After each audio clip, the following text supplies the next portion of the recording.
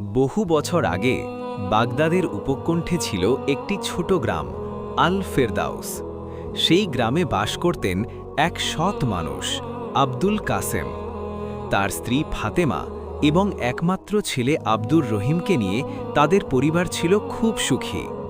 ছোটবেলা থেকেই রহিম ছিল ভদ্র, দয়ালু এবং ঈমানী চরিত্রের ছেলে।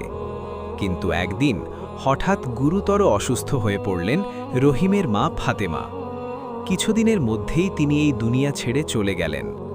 মায়ের মৃত্যুতে ছোট্ট রহিমের জীবন যেন অন্ধকারে ডুবে গেল। কিছুদিন পরে আব্দুল কাসেম দ্বিতীয় বিয়ে করলেন জোহরা নামে এক নারীকে। প্রথমে সে খুব মিষ্টি আচরণ করলেও ধীরে ধীরে তার আসল রূপ প্রকাশ পেল। জোহরার হৃদয় ছিল অহংকার ও লোভে ভরা। জোহরা রহিমকে ঘৃণা করতে শুরু করল।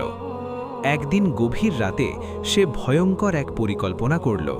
সে ছোট্ট রহিমকে দূরের এক ভয়াল জঙ্গলে ফেলে রেখে চলে গেল।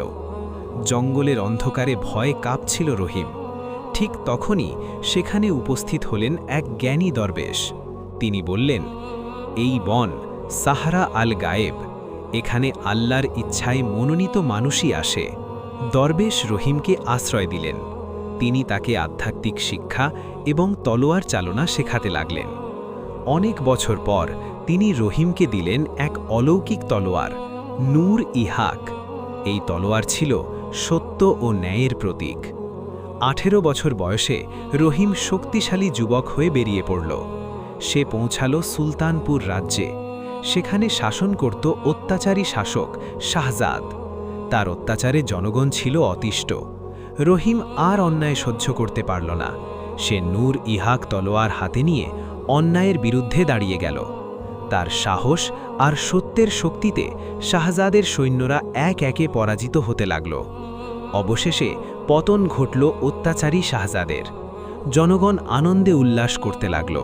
তারা রহিমকে তাদের মুক্তিদূত হিসেবে গ্রহণ করল।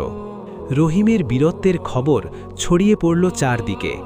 এই খবর শুনে তার পিতা আব্দুল কাসেম সুলতানপুরে এসে পৌঁছালেন।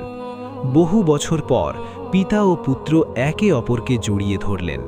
সেই মুহূর্ত ছিল আনন্দ ও আবেগে ভরা। রহিম নতুন রাজা হয়ে সুলতানপুরে ন্যায় ও ইনসাফ প্রতিষ্ঠা করলেন।